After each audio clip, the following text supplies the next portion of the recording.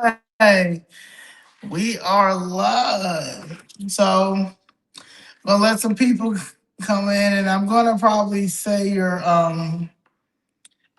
bio in the beginning and then I'm gonna probably say your bio towards like maybe the middle and then the end just so everybody people are coming in at the tail end, people are coming in through the in the middle Mhm. of it. Yeah, So, yeah, but how are you? You good? Everything is well. You drinking your water? Got yeah. my water too. I got my Saratoga. Yeah, everything is going well. Yeah, wonderful holiday. As I posted on Wonderful. Facebook, we did have a little mishap in the family. My brother got sick, but other than that, I'm a believer. I know God is good, and so we just push through it and continue to follow through with what we need to do, and I'm sure everything will come out okay. Yeah, of course, of course, of course. So, Miss Diane Harris, today on we are doing a special interview on Monday, January 5th, 2026. 5 days in, we are getting ready because the midterms for Illinois is March 17th. Now, the early vote has started with mail in ballots, but I don't really care for the mail in ballot situation. Mhm. So, however, early voting did start. Um, but we are getting ready for the midterms, and I am honored to get to interview Ms. Diane Harris, who is a conservative candidate for Illinois Secretary of State.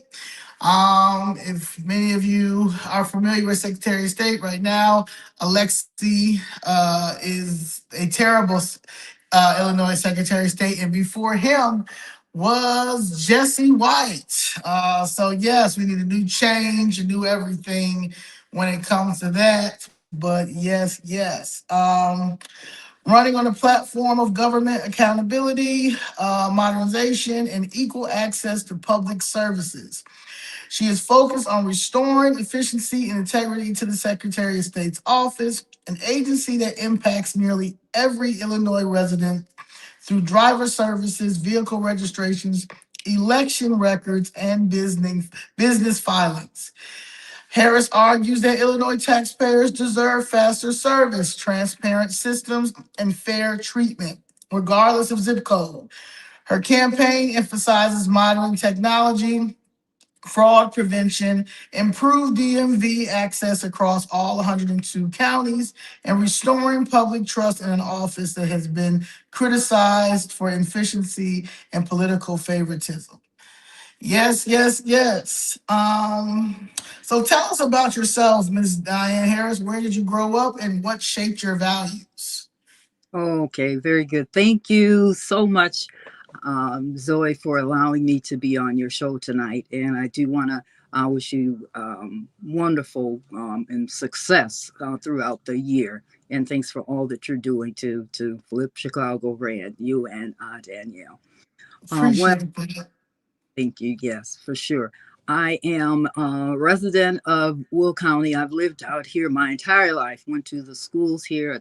I attended public schools, and went to the community college. I went to University of St. Francis, JJC, and then of course I um, had gotten married, and then I ended up staying home for a little while, and but I did finish and got my bachelor's of science in management from the University of Phoenix, and of course I worked at ComEd for 34 years, so I was Oh, invested. okay. Really appreciate that opportunity. But before I started there, I worked at City Hall. That's where my political aspirations came. I right out of high school, right out of high school, I worked at the City Hall, and I was in the parking division, and then I left there and went to the accounting division, and that's where we prepared all the bills and receipts and recapitulations for the budget right there at City Hall. So I got a lot of experience there and interacted with all of the city councilmen and mayors and enjoyed it. But then It's all, I guess, little disruption comes in the politics of things. And my parents didn't feel it was a good fit for me, and they suggested I move on to somewhere else. And of course I did. And that's when I went to ComEd, and I stayed there for, like I say, 33 and a half years. But my parents were much older parents. They come from the South. There were just the two of us, and I say they were staunch conservatives. Now, of course, they were Democrats, but at that particular time, back then, I'm not going to go that far back, because then I'd end up telling you my age, and I'm not going to do that. But back then, there was a thin line between the conservative Democrats and conservative Republicans, a very thin line. And basically, it was just the economic status. That's all it was, because the values still remain, the same, especially in conservative. And I was born and raised in a Baptist church, and that's where I learned my conservative values, and of course with my family upbringing. So it always upsets me when individuals that are still in the Baptist religion and understand that they believe in pro-life, and they believe in Second Amendment, they believe in pro-business and prosperity, and pro-religion, and but then when you put the R on it, all of a sudden it's different, but it isn't. It isn't. And Right. so that's kind of my foundation. And then, like I say, when I left City Hall and went to ComEd, and then I got ready to retire, maybe about 5, 6 years before I retired, I got into politics, and I decided I was going to run for mayor of Joliet. There were 9 of So us. okay, now, so someone asked a question: are you running as a Republican? Yes, yes, I am a Republican. I've been a Republican since 1980. 1980. Since 1980, and that was during the Ronald Reagan years. I guess what you could call me is, and the individuals who were Democrats that flipped and became Republicans during the Reagan era, they called them Reagan Democrats. And so that's how that title came, because it's somewhat like our president currently, Trump. He is going to gather some Democrats, and I guess they will be Trumpacats or whatever you want to call them. But So yeah. big pivot in terms of the voting change, you will always get that. And they sometimes name it after the particular president that was so instrumental in being able to capture those voters. So I was one of them at that time. And that was I would say it was 1980. So I 1980. conservative Republican since 1980. And yes, I am running on a Republican ticket, and every seat that I've ever run on has been Republican. Now, of course, I mentioned when I ran for mayor that was a nonpartisan seat, but like my one of my predecessors said, he says, "Well, Diane, I know you're running is nonpartisan." He said, "But we know you're Republican, so we're not going to let you hide that." I'm like, "I'm not trying to hide it. I'm running as a mayor." And Right. Y'all want me to hide it. You know what I'm saying? I just want to, be a public servant.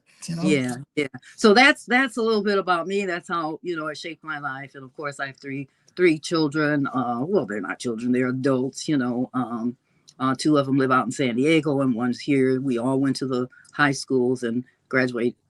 From college. My daughter went to Western Illinois. My son went to Illinois State, and I have my youngest who will probably go to college if he chooses. He'll probably be like his mom, his dad. Well, I went to school later on in life, and of course, his dad graduated right out of high school. So, um, Okay. so That's good. What inspired you to run for Illinois Secretary of State? Like, why? What particular? Like, what was that? Why was it that way? well, I had just run for another constitutional officer, and that was circuit clerk, the Will County circuit clerk. So, because I have a background in management and governance and um, more administrative, and this particular seat fits in to where my experience lies.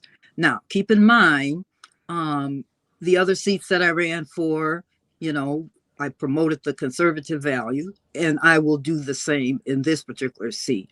This one was a, or is a, um, office that serves the people directly. We don't have to go. I mean, we will not make legislation. Legislation can be made by pushing it through to our legislators, but this particular seat does not make legislation. And the reason why I felt, along with some others that said yes, that seat would be perfect. Um, it's my dog, and I got to keep an eye on that too. Okay, but this particular seat is a constitutional officer, and the laws are created, and we make sure that they're followed. We make sure that they're followed by pushing the policies and procedures that govern that particular office. And it's a people serving part of government, and it has no longer served the people. We are serving this particular entity, and it shouldn't be that way. And with the complaints that I've gotten about appointments and the service and the customer service and business license, and I'm an experienced person with the business license. I have some stories there too. So all it says that we need someone in there who understand that the people should be represented there. You know, we don't have to push any partisan issues. I don't have to push pro-life, although I am pro-life. I don't have to push Second Amendments, although I am a Second Amendment supporter. All of those conservative policies will shape my decisions in this office, but I will not be legislating them because that's not what the Secretary of State does. We are constitutional officers, and we will make sure that the laws and the records are kept in a manner that will provide us for eternity. So that fits my experience. And I decided, along with others, that this would be a perfect seat. Um, I do remember when, let's see, our governor Edgar was the Oh secretary, yeah, John Edgar. and Ryan, the office was run so smoothly. You never got the complaints. Even Jesse White, there were no complaints. Most of everything was run smoothly. It was a people serving business, and or government, I should say. And we've gotten so far away from that. And it is totally unfair, and the people deserve better. The people of Illinois deserve better. So I am running for this seat because that is my commitment to the people, to make sure that this governmental entity is servicing the people and not us trying to run the service down to the ground just to get what we need. There are 8.5 million drivers. We should be serviced, not us trying to run the business down just to get what we need. So that's why I'm running for that seat. It's long overdue to have great customer service, great someone that will be a constitutional officer that will follow the laws that are already set up and make sure that the records are there when our grandchildren and grandchildren's children wants to find out what's going on with their business, their LLC, their whatever it is that they need to know. The records will be kept, and so that's why I'm running for that. Bring Somebody said bring back professionalism. Yeah, like we've gotten so far, like customer service, uh don't know how to run anything. Like my man, that's the I seen him a couple about a month ago, man. He was doing an interview, I mean a commercial, just lying, like he's a terrible guy. So we definitely need to get him out of there. And he's supposed to be running for mayor, which is even scarier. So I don't Yeah, know. yeah. Illinois issues driver license to illegal aliens. Do you support this policy? Yes or no? No, no, I do not support that policy, and that is something that will definitely need to be, if amended, repealed. However, we have to remove it. Is the way and that's what we plan to do. But again, keep in mind that is something that was already legislated. Um, However, in our Department of Secretary of State, we will make sure that we are following the laws of the legislators, but we will definitely focus on amending anything that is against the Constitution. Yeah, yeah. They and then hopefully, well, not even hopefully, we will make sure you have a common sense governor that aligns with your policies, and we make sure you have some decent people in Springfield in the Senate and state reps that will all work together to make sure that that never happens. And, I mean, it doesn't happen anymore Totally, after because yeah. totally agree. And I'm glad you said that, Zoe, because that is very important. The fact that we have to work with other government entities in order to get things done. The individuals that are elected to write legislation and to move these bills forward, we have to make sure that we are selecting conservatives that have the same common goal in order to get these things done. And there's one other thing that I didn't mention in terms of why I'm running. There are two categories of people. In We have our veterans and we have our seniors. Now we cannot just say I'm going to reduce your rates. I'm going to give you this free. We just can't do that. But we need to have those conservative legislators in office so that they know these are the things that we need to do. We need to reduce the fees for our seniors. We need to reduce the fees for our veterans, whatever it takes. But we have to do this on a combined effort. When you elect Right. one conservative, you need to elect another. And you need to make sure, well, we all need to make sure that we're going to work together to get this done. One person can't do it. We need a group of people. You know, it's going to take all of us to work together and to make sure that we get these, again, conservative legislators in there because they're the ones that are going to write these policies and make the laws.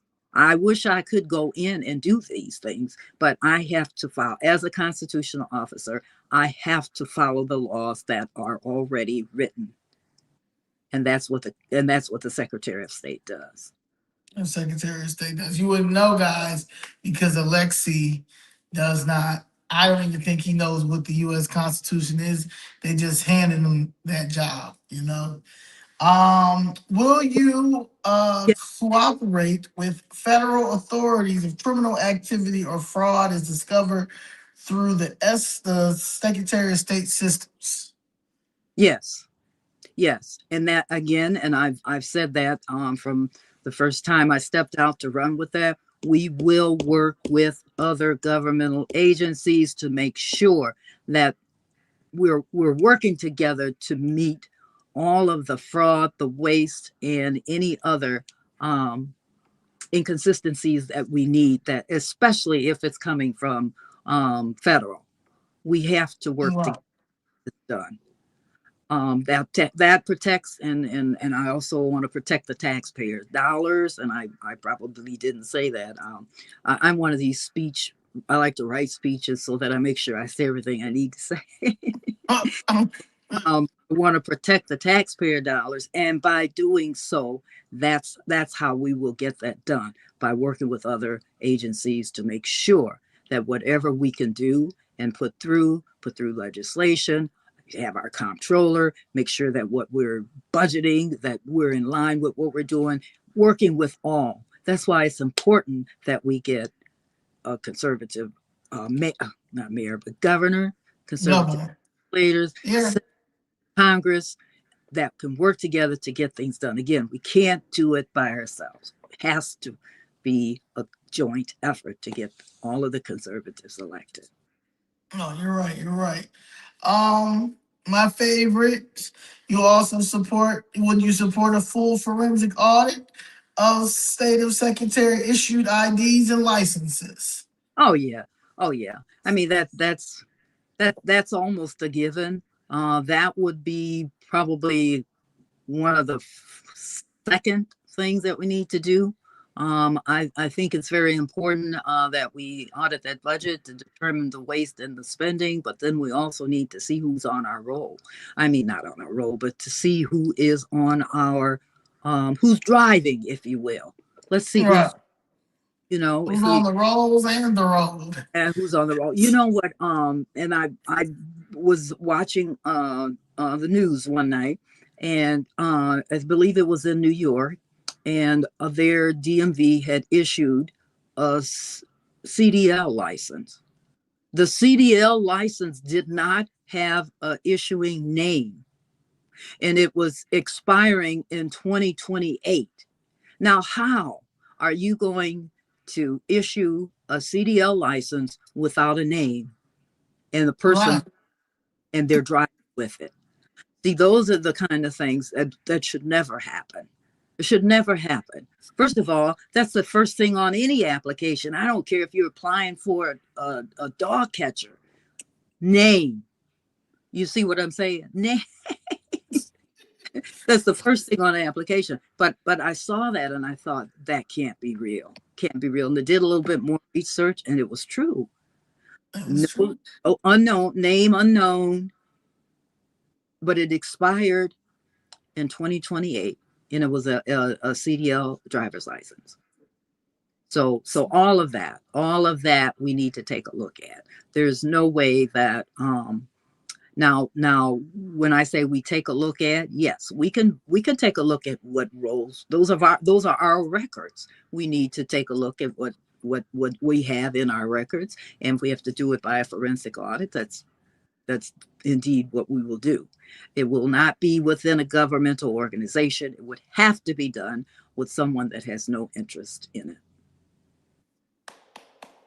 Okay, we're halfway in with followers, I mean viewers that are watching. So welcome to Ms. Diane Harris interview. She is a candidate. She's a conservative candidate for Illinois Secretary of State. She's running on a platform of government accountability, modernization, and equal access to public services. She is focused on restoring efficiency and integrity to the Secretary of State's office, an agency that impacts nearly every Illinois resident through driver services, vehicle registration, election records, and business filing. So, give me a nice little introduction again to let people that just coming in know who you are. You guys can go back. She answered some questions. We want to keep it moving.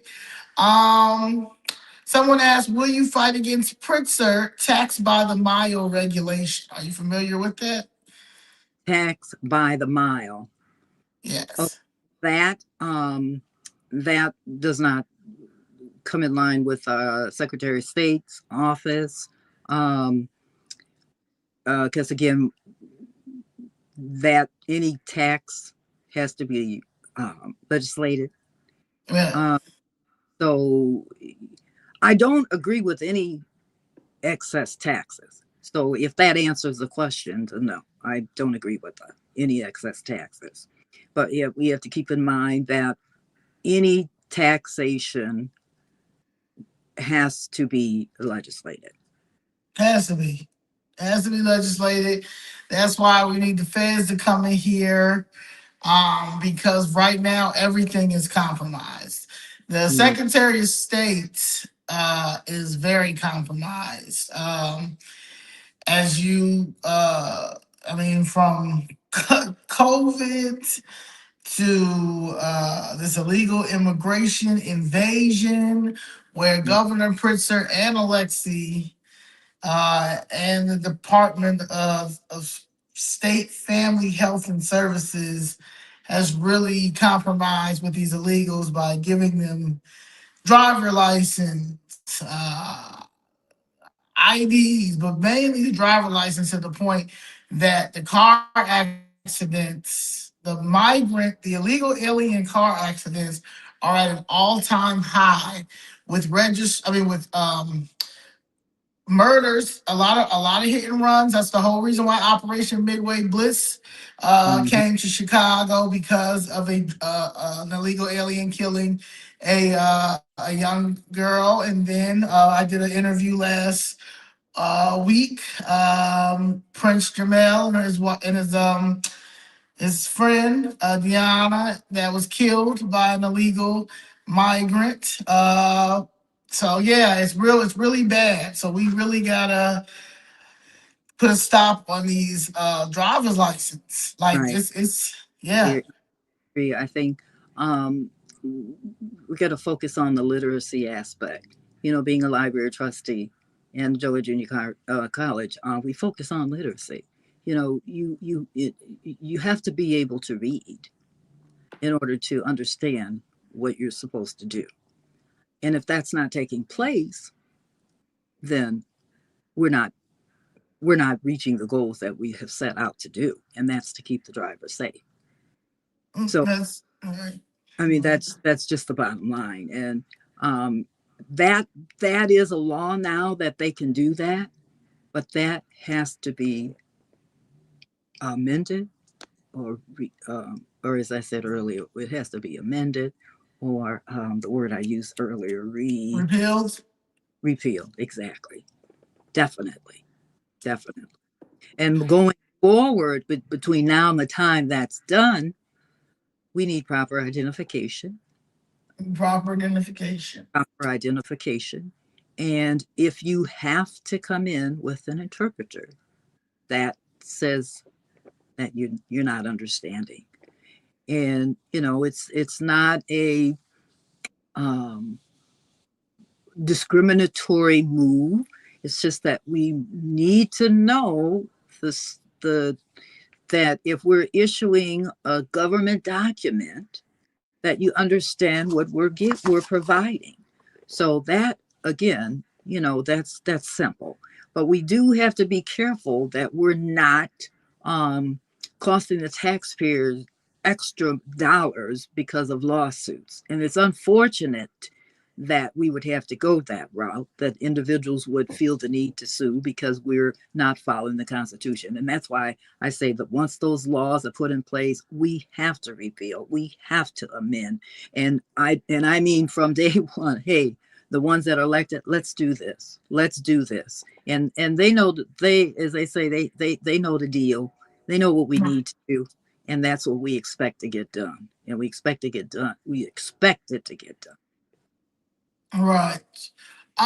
Question. So you are a librarian, the trustee librarian. You're on the trustee board of the library. Yeah, and I want to Yeah.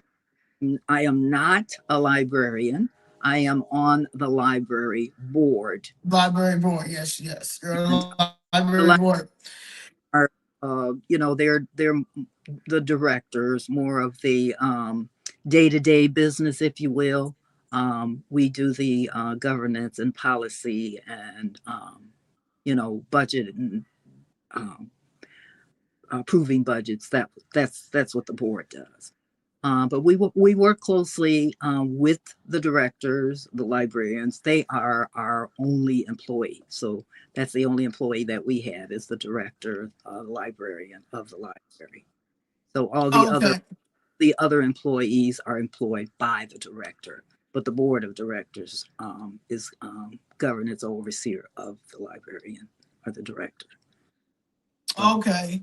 And the Secretary of State is over Illinois libraries all of the funding. libraries. Yes, they're over all of the Illinois libraries. Oh, okay. Budgeting, it oversees the monies that is allocated to libraries and any other services or grants that may be offered by way of the Secretary of State to the libraries. But of course, Okay. that is, it comes through, um, budgeting, and of course our comptroller, and we have a great guy that's running, and he's a conservative. Throw out a name for him, what's his name, Brian. True, you owe me for this one, Brian. But running for our conservative comptroller, so all of the budgeting and all of the grant money may come from another entity, but as a chief librarian of all of the libraries, yeah, we would oversee all grant funding to the libraries throughout the state of Illinois. And it's really interesting because I am one of the trustees, and when we go to the Illinois Library Association, all of the libraries that fall under the um, Illinois Library Association, usually they're all there, and I get to mingle with all of the people that are trustees, and they come from all over the place. They're Chicago, Midlothian, and just all over, and it's good to meet these people. And um, of course, I can't really campaign, but small conversations sometimes lead Right. to additional information, and that's very helpful. It's very helpful because any way you can get your name out there helps. So Okay, I like this. Are you for sanctuary cities, against sanctuary cities? And are you okay with ICE, being here for what's going on? okay, I am totally against sanctuary cities. And I'm totally against sanctuary cities because statistically, the sanctuary cities are not um, productive for the people that are there, the American people that are there. As you can see, I believe Detroit, California, Chicago, the individuals that are already there are coming in on the losing end. And the sanctuary city is not what it is, because even the word says we take care of home first, you know. Right. And I I think I remember, like, in 2024, Brandon was trying to talk to the mayor of Joliet because they was trying to send some out there, and he was like, "Hell no, some illegals." yeah, Because it's like y'all was pushing back. Like, I think y'all was like, Joliet was like, "Yeah, okay." yeah, no, we know. And it's interesting you say that, but because some people thought that Joliet was a sanctuary city. I said, no, Joliet is not a sanctuary city. And if any illegals are found being harbored, the police has a responsibility to do what they need to do, because if they're here and this is not a sanctuary city, they're here illegally. I mean, they're already here illegally, Yeah. start, but into a city where it's not a sanctuary city, you're treading on thin ice, because they have the right to do what needs to be done, and that's work with other law enforcement, governmental agencies, to make sure that these individuals are um, where they're supposed to be. And if they're in a sanctuary city, they're not supposed to be there. But you're right, absolutely, yes. There was pushback with that. We were not accepting, and we were, later on. It was found out that there were some areas that had been dropping them off here, and that out. Oh, there was a stop put to that. There was definitely a stop put to that, because there it was an increase in the homeless, first of all, homeless population, and then you know increase with a lot of things that should not have been. So it was taken care of. So you know, Okay. Yeah, it was good. That was one. That's when I was like, okay, Joliet. I don't know, because it was just real bad. But yeah, they weren't playing. But it's good to know too that they're also not a sanctuary city. So that's yeah, good. Maybe a lot of other people did not know that as well, because I didn't even yeah, know that part. So yeah. No, we are not a sanctuary city. Joliet is not a sanctuary city. If elected, what changes will taxpayers see in the first 90 days that you would try to implement? Well, Do you have like a 90 day, or or maybe just well, something simple? Don't want to give yes. your secrets away. And you're absolutely right, because every time I come up with a good idea, I hear it again and I'm thinking, what? Wait a minute. But again, if you're conservative, we should be on the same page. We should be saying the same thing. But if you didn't say it first, then I'm thinking you're copying me. So I'm sure my opponent feels the same way too. But I don't care. What one of them. It's going to be my seat anyway. So the first thing I would like to do is focus on the identification list, the list of drivers that we have in the state of Illinois. And I don't know if you remember, but the federal government had asked for a list of red light camera enforcement. Hmm. Now, that might scare even individuals who are driving like they should.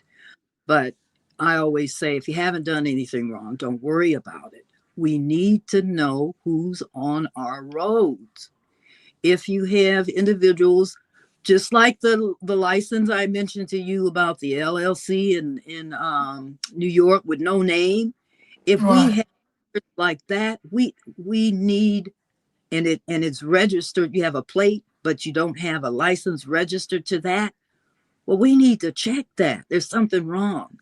They right. ask information for a reason. And if we're going to work closely with other governmental agencies to get things done, then we need to provide that. And I think that is the first thing that I would like to do, is make sure that the information that was requested, that they have it in their hands.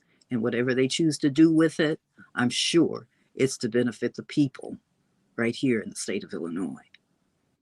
Yeah, I think that's a good idea because you don't know from the trafficking that's out here.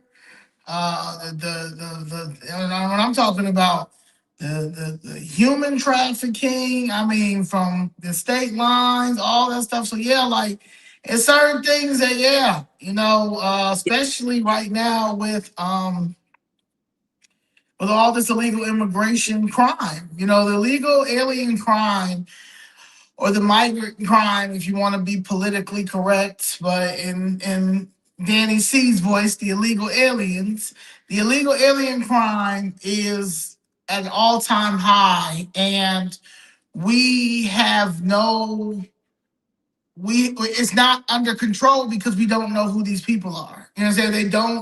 They came from a different country. You're getting the red carpet rolled out for you, and um, we're getting checked more than they're getting checked. Yeah, and you're So yeah, I believe what I think that's automatic. That's actually it's a national safety precaution, it at this point. Yes, you're absolutely right. And we don't know the exact reason that the federal government was requesting it, but to try to hold it back, no, we that information needs to be revealed. They ask for it, and that's what I would like to do. I'd like to provide that information because it's asked for a reason, and it's to counter the fraud, the possibly the waste, the safety of people, individuals who should not be driving, illegal immigrants, all of the above. And it's something that we should be sharing. You can't push back on another government entity that needs information to get things done for the American people. So that is what I would like to do firsthand. And then, secondly, we want to um, focus on internal controls and maybe send, and I don't mean to offend anyone who works for the DMV, but we need to send you guys back to customer service 101. We have too many complaints of rudeness and disrespect and all of that makes the morale, of course, on the inside look bad, but it also makes the individuals who has no choice but to deal with the DMV because it's part of their daily lives. Everyone needs to deal with the DMV, whether they have to drive to work, they have to, whatever it is they have to do, they have to take their kids to school. They may need a business license, they may want an organ donate, and if they have to go in, they need to be treated with respect. And I don't care what office we're working out of. I was at the hospital today, and I had a complaint. You know, you need to do something with those representatives. And I'm thinking, man, everywhere I go, I hear disrespect and this and that, and that's very simple. That's really simple. That doesn't cost. I mean, we have HR, we have our codes of conduct. We just want to review that. We want to make a Right. we want to make a difference so when the people come in, the ones that have to come in, if they have to come in.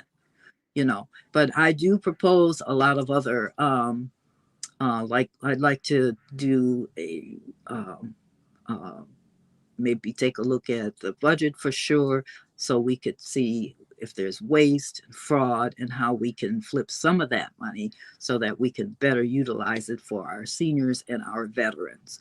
But of course, everything has to be legislated. So anything that needs to be legislated will take a little longer than some of the day to day that we can probably focus on in 30 to 60 to 90 days. But everything will be taken a look at because that's part of good governance, and that's what I plan to do. Yes, and there has been bad governance for so long, but especially the last, we could say the last, what, 8 years? The last 8 years. Like, honestly, it was already going downhill, but when they stole this last election, federal election, it got crazy between the COVID scam, Oh yeah. the Oh, and closing, the closing of the three states, majority of the blue states, but New York, California, and Illinois, and then it went straight into the migrant crisis, the Ponzi scheme, the illegal alien Ponzi scheme. mhm, So you're dealing with all that wasted fraud and abuse right, just for that right there. We're not, just for that. right. So And yeah, that, so yeah, it's a lot. you're absolutely right. And that comes with the business license. We got to keep an eye on that. I mean, first of all, you can't get the EPP loan unless you get a business license. The business license is the first start. You have to come to the DMV for that. There's a big Right. department. We have to be on it. We have to do our due diligence so that we can protect the taxpayer dollars. It's just it is something that has to take place, and all of that is a great working staff, good, and again, good governance, and making sure that we have the most ethical individuals who are working to make things great for the people that they serve. And that is very important. Very important. If voters could know just one truth about you personally, what would it be? Well, they probably already know I love to dress up. You want to dress up? Yeah. When you gonna fresh your hair back out? Oh, it's fly. Oh, that's funny you say that. Well, okay, so that's kind of not a fair thing because everybody knows that. I used to have a ladies' dress shop, and I enjoy clothes. I was my mother's only daughter, and so she dressed me up all the time. And I mean, it's just what I enjoy. It's just what I enjoy. I enjoy Oh, fashion. But I'm trying to think. yeah, you What give would me the breakfast at Tiffany vibes right now. It's raw. Yeah, I like that. I like it. Yeah, I like the outfits. Yeah. Yeah, I'm trying to think what something that someone would like to know that well well um like what Well, I can play racquetball. You can play racquetball? Do you still play? I haven't played, I would say, since COVID. We need a racquetball tournament for your fundraiser. Yeah, um, I don't I will know. play. I'll join. I'll sign up if you do a racquetball Okay. fundraiser. I need to lose, so I got to get ready. I'll play a little racquetball too now. Okay, okay. Oh, you know what? There is one thing. I'm not really good, but I play the violin, and I say I'm not really good because all three of my children were in band, and I was the only one that was in orchestra when I was growing up because my brother wasn't interested in that. So every time my kids would go to their private lessons on Saturday morning, of course, I would tag along with because I was the driver, of course, and I would take my violin. I would schedule myself to play. So, and then when that student or that my child graduated from that, then I quit, and then I started another one again, and then I started practicing again. But I always wanted to play in symphony hall, and I never got good enough. But I enjoy dabbling at that too. But nothing beats the fashion. I just enjoy that. I get a big kick out of it. Fashion, yeah, fashion is good. I remember when I wanted to play the cello, man. I used to bring that big thing up the stairs. Yeah, the cello. I thought I was doing something. I thought I was gonna, and I couldn't do anything. I was breaking them strings, going so hard with the. But yeah, I always wanted to play the cello and the drums. The Okay. drums. Okay. What keeps you going when politics gets messy or hostile? Well, I pray a lot, and I always remember to consider the source because a lot of it is fake news. And I really like that term when the President Trump came up with fake news. I said, man, that is a perfect way to put it. But when politics gets hostile, when it involves me, I just step back and I say, if they feel that way, they obviously are worried, or they feel the competition is on them, or they feel defeated already. So I look at it like that, step back. Sit Um, back. Step back. I always stay in prayer. I believe in prayer. There's got to be a higher being, and I believe that's what works for me. Because I don't like conflict. It just irritates me because keep in mind, I grew up by myself. Of course, I did have a brother, but it didn't have conflict. It didn't have conflict, debate. I mean, yeah, there were times when he'd throw my Barbie up against the wall, if I bothered his GI Joe or something like that. But I mean, the verbal, the back and forth, it just it takes too much energy. It drains the positive energy, and I don't have time for it. And the reason why I say that is because it's always your story against mine. And whatever the people will believe when it comes to dirty politics, they're going to believe it. I don't care how much money you put behind your defense, they're going to believe what they want to believe anyway. So if they like you, you're going to get the vote.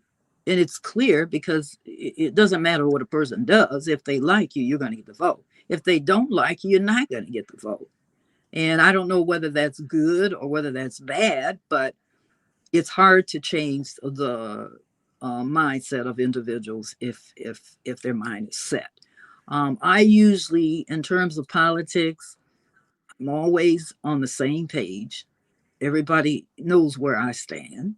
I am a conservative, and I'm not going to say use the word diehard conservative because I've been promoting this same conservative values since 1980. And the first time I ran for office was in 2012. And the same policies, even though I've run for different seats. Some say, oh, she ran for so many seats and she's never won. It doesn't matter whether you win. Of course, everybody runs to win, but there can only be one winner. But what you have to remember, is what you stand on for one seat, you have to stand on for all of them. And that conservative message will be put out there over and over. Eventually, your name and your platform will resonate amongst enough people when they will say, that's the person. And we're going to vote for her because we support her agenda, because she's been speaking that for a long time, and I have been. And so, again, when you politics get hot and heavy, some people, want to debate it and defend it and curse it, and it's okay. It's okay to do that if you have the platform. If you don't have the platform and you're just blowing hot air, then you're wasting time, and not only wasting time, you're devaluing the party that you represent. So that's kind of how I handle it. And I Right. hope I answered the question because I went way out Oh to. no, no, you did, and it's and people understand, like, I hear all the time, like, someone in the chat now, both parties are against foundational Black Americans. I mean, if you go with that mindset and you keep thinking that mindset, then yeah, I what I see is the Democratic Party is against foundational Black Americans. I see that they have kept us down at the bottom of the totem pole for a very long time, and people like Miss Diane, who was woke in the 80s, who realized that, hey, I'm going to go this way because of the policies, and no hard feelings. This is just my thoughts, my process. You owned your own business. You also worked for, government and stuff like that. So I just feel like now with a new group of people coming in, such as myself and people that are younger, can't, the continue to say that, then yeah, you have to come in and make the change. If you don't want to come in and make the change, and you don't do your homework, and you don't do things like what I'm doing, thank you for this interview and you being unapologetically you and speaking your mind. Usually a lot of people will say, hey, can you send me the questions before we go on? You didn't ask that, but a lot of people ask that because they have to make sure that they have the script. Mhm. A script. They have to make sure they have. Like, it is what it is. Do you want to make the change? Do you know? Do you have?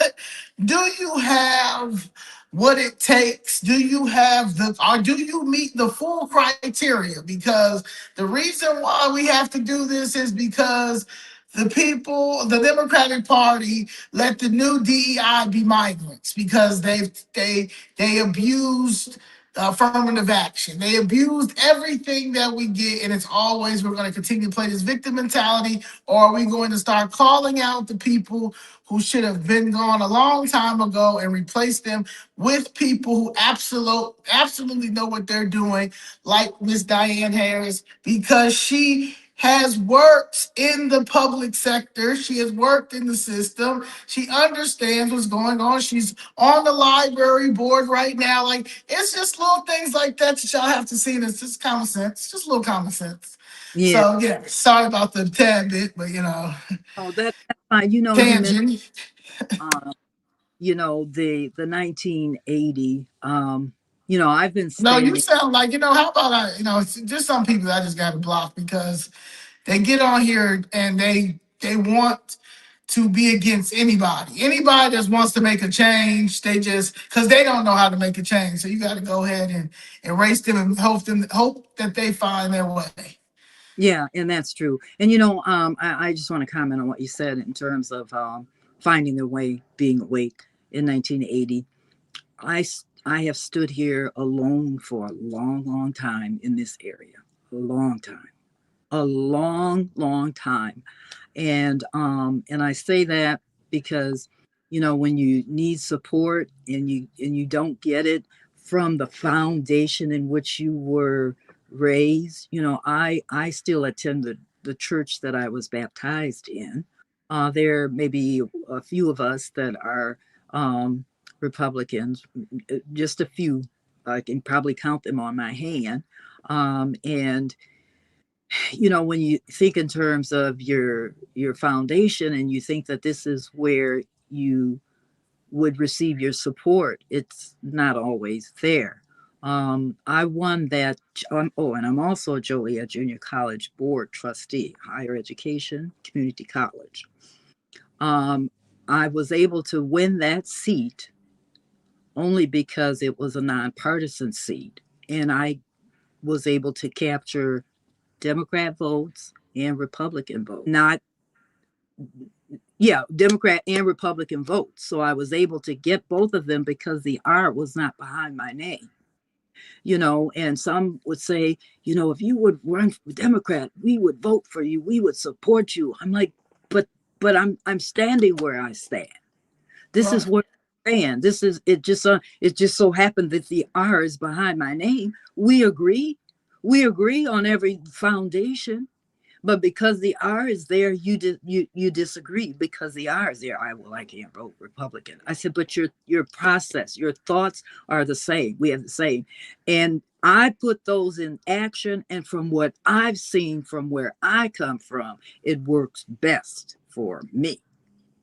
And I'm not saying I'm doing any better than the next person, but I would rather be on an earning end than a receiving end, a You see, working than a non-working in. And this mm, this has worked for me. So like I say, I stood there a long time alone, and hopefully there will be others that will show up and support the Republican platform right here in this area. But if they don't, there are other surrounding areas will still hopefully continue to support me. yes, and that is. Someone asked, "Did you see through Obama since you've been a Republican since the '80s?" Well, I will say, um, because where I grew up, African American leaders and mentorship was important because um, we were just emerging and evolving into having African American leadership. So when this gentleman, President Obama, was elected, I did not vote for him, but I wanted to see. And, I wrote him a letter, and I even told him that I did not vote for him, that I was a Republican. I stood with the party politics, but I wanted to see, what he will do for the next term. I don't even think I got a response back, but I was a somewhat disappointed, because I think some of the things that our President Trump is doing now should have been done under his watch, especially when it was for African Americans. And so I was a little disappointed in that. However, I was very glad to see um, an African American elected. I was glad to see that, but I was not too happy with uh, uh, some of the processes that I saw, Man, because disappoint you like he disappointed everybody else. He was the biggest upset, and I think that more people are starting to see it and say it now because him being aligned with Biden, and then like you say, fast forward to this. But thank you for answering that question. That's kind of dope. So I yeah, like that. I yeah. like that. Listen, let me tell you. There are a lot of individuals who say, "Did you vote for Obama? Did you vote for Obama?" They love to ask me that, and I said, "Why do you ask me that?" I'm just curious. I'm scared. Did you? I said, "No, I did not." She says, "I can't believe that you would not have voted for him." But when he came into the scene, keep in mind, I was a Republican for probably 20 years, so I am focused on party politics. So I Right. was, again, very, very happy to see. And I there's one thing I will say about him. I his demeanor, his poise, his positioning, his eloquence, and not to mention the man is fine, but that's not what I'm going where I'm going with that.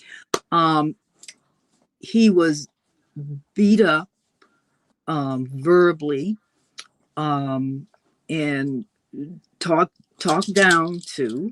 Um, and the first time I ever heard disrespect in the chambers was when someone said you were a liar. Do you remember that? No, but I do believe he a liar though.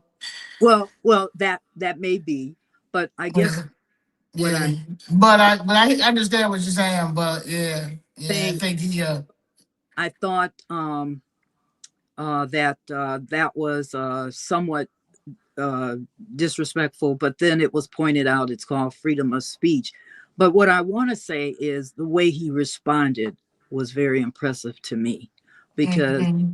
of him being African American, that he didn't behave in a way that would be um, disrespectful. Now, whether that Right, helped anything, whether it meant anything, it was it meant something to me because just the part of the character that humbled himself when right. he didn't have to, but it still didn't help the people that I felt should have been helped. And I say that, Zoe, because when I think in terms of African Americans have been on the battlefield for a long time. And um, when an opportunity comes, we're still pushed back. It's in certain areas, it's no longer, we get African Americans, take two steps forward, and then another group will be step that was we let me make sure I say this right. Okay, we move forward, and then all of a sudden we're pushed back for whatever reason. So it's almost like, when will the struggle of the African American be recognized? And I felt at that point when he was elected was the opportunity, and And somehow we missed. So, wrong. That was the wrong one right there. That was the wrong one. But one thing I did learn is that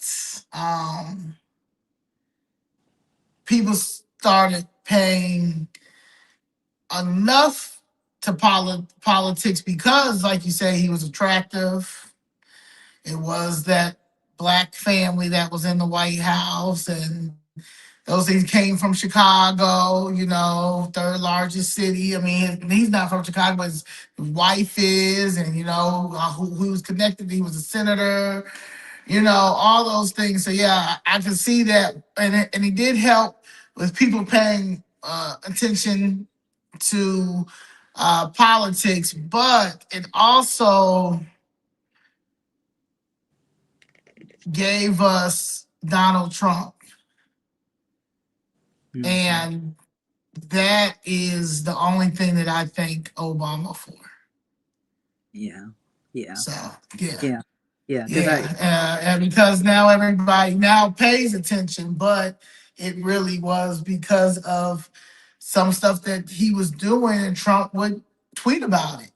mhm, yeah, You know, and a lot of the, like I say, like some of the EOs, and a lot of the policies and things that have been or have taken place, I felt should have taken place under his regime, that would have affected African Americans in a more positive manner. And it didn't. So, right. Someone asked, and it's going to be this one question before I ask the last question. So, who do you think was the best Republican president? mm, mm, well, are we talking about our current one or before our current president? I think before our current one. Well, I liked Ronald Reagan. You like Ron? Why did you like Ronald Reagan? Can you give the Well, black perspective? yes. Not only that, he appeared to be a down to earth person because, he was an actor, and he his eloquence. Remember, I told you that's what I liked about the other president. I liked Ronald Reagan because his quotes, some of the quotes that he had, and the fact that he saw that the wall needed to be torn down. But that was over in the other area. It wasn't had nothing to do with our politics of immigration or anything like that. It was for what was that? Tear the wall down. I can't remember. But I just thought his Reaganomics, I just thought it was good. I mean, it just seemed like it worked for the American people. You know, Okay. just started working, really getting into work and, investments and monies and um, getting a feel of how government really worked. And I don't know, I just thought I thought he did a good job. I mean, I like GHW too. I like George Senior.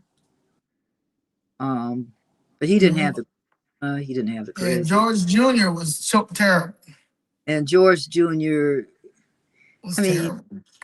I, well, No I, left, no child left behind. He is the reason why we out here struggling with these people who are in these grown bodies with these third grade brains. oh, yeah, that was a sad thing. I sub in the high school, um, and I have had some special ed, and it's surprising the way things are today as opposed to when I went to school. And I'm Hopefully, that the No Child Left Behind, was that official or was it not? So it obviously was not.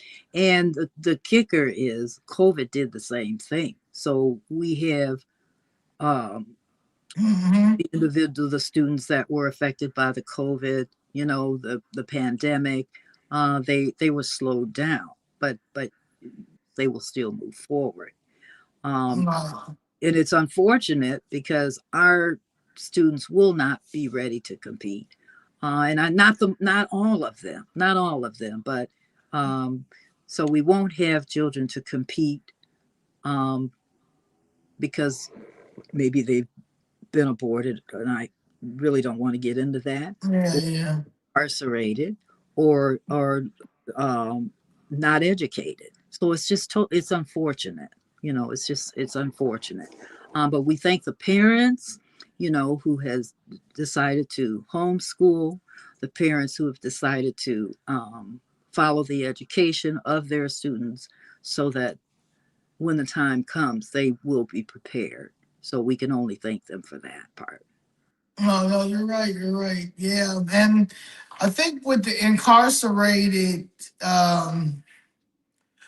they're definitely gonna have to be some type of program that works with this Illinois Secretary of State and Jobs. Um, I think that also can help alleviate a lot of this crime and stuff going on when it comes to certain, you know, certain criteria, that you can get a job because that's one thing that I see about the blue states and blue cities. They really are not. Um, job friendly when it comes to the recently incarcerated. No matter how much they say they are, they're not. Mm-hmm. Yeah. And it always goes back to them resorting back to going back to doing something they don't want to do, or you know, have a job somewhere that they're not happy, but they have to do it. But because they're not given an opportunity to get a job that they're actually good at, that they learn. Because there are people, there are trades and things in uh, prisons and stuff that people, I think, forget as well. They come out with a lot of certificates. They can do some things. So Oh But yeah. yeah, that's another topic. I mean, another day, another topic. So we're Yeah. gonna end with. Oh, sorry, say something. Well, no, I was just going to say, this has really been long, and I'm sure there are some individuals on here that have seen me in a different light, but this is who I am, you know. Oh, And, um, I I don't want to close before you close me, but I was going to say that I just certainly appreciate being on here and being able to just share some things. I'm sure I may have left out some things because I don't have a written script, but well, I'm gonna ask you. After I'm gonna ask the last question, and where can they find you? And maybe even emailing your campaign, and if they have certain questions and I think that's the thing that I know Chicago Fist Red tries to do. We try to do like an open door or open email policy. Certain things, some things I may not have the answer to, mhm, but majority of the time I will try to figure out how I can answer right. the question. So, Well, um, well, there is I do have a website. It's www.harrisforsos.com, and yes, yeah, and you can, there is a contacts button where you can send information, and there's always someone that will respond. Um, and I don't want to forget to invite everyone to my yeah, fundraiser. We're having our first fundraiser on Thursday, January 8th. It's here in Joliet at a nice restaurant called Juliet's. It's right downtown Joliet. So, and we have a one big, beautiful raffle. So you want to get in on that big, beautiful raffle. So hopefully, whoever comes to the fundraiser, there'll only be one, and it is big. So hopefully, okay, and if you can't, you can always go to the website and make a donation.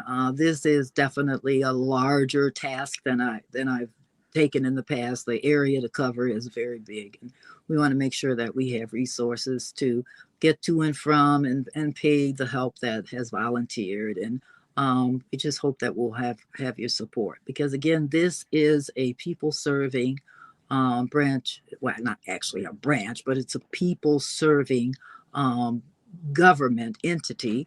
And we want to make sure that I am elected as the constitutional officer to make sure that the laws that were written by the legislators are kept in files and records so that they will be safe and secure from years to come. Um, the fact that the veterans and the seniors are a priority. We'll watch our budget carefully and hopefully be able to maybe do some movement around to make sure that they're benefited. But there is another thing. There's another popular group of individuals, and those are the youth that are just learning to drive. I want to partner with the high school so that we can come up with a safety program that helps them to understand the importance of the rules of the road. So they yes, and they can read, hopefully. And if they can't, they're going to have to learn, because that is the most significant part of being on the road. And that's the safety, that's knowing how to read the rules of the road and pay attention and know how to navigate. And not only to navigate, but to make sure that you're keeping others safe while you're keeping yourself safe. So, right. um, yeah, and so those of you who are listening and you see me in a different light, I'm still the same person. So, Still the same person. Well, thank you person, well, for your thank time. Um, you know, I feel like D. Gregory is with us, and D. Gregory always used to say the job of leadership is to tell people the truth, even when it's uncomfortable. even when it's Even that's when it's uncomfortable. So thank you again, Ms. thank Harris. I will see you soon. I will. We're trying to make arrangements to head to your fundraiser this week. So you. yes. So we look Yeah. forward to seeing you. And yeah, thank you very, very much for everything. If you guys have any questions, please reach out to Ms. Harris. She is on all social media platforms. Do you want to say your social media platforms real quick? Facebook, there's your names. Diane Yeah. Harris. Facebook. I think it's under Diane Harris for Secretary of State. There's I think Twitter is D Harris for SOS. Instagram is Harris for SOS, and uh, Your yeah, ex. yeah. That's I think that's Harris for SOS. Okay. I love X is my in the ring social media. Uh, okay. So And all so right. I want Oh to say thing, and that SOS, Secretary of State, but it also has another acronym, and it's help. I am here to help. So if you remember that, and if you want to be helped, then you will elect me because I am here for the people. yes, that's how you do that. You do it. That's how you do that. All right, y'all. Thank y'all for watching, tuning in. Please like, share, and subscribe. And please send this to one of your friends, family members, to see who is running for Illinois Secretary of State. That's Alexi G's spot. And as you see, he's doing a horrible, terrible job. So it's Operation Get Him Out last term, Lexi. And that's it. All right. All hands on deck. Love y'all. All right. Thank you so much. So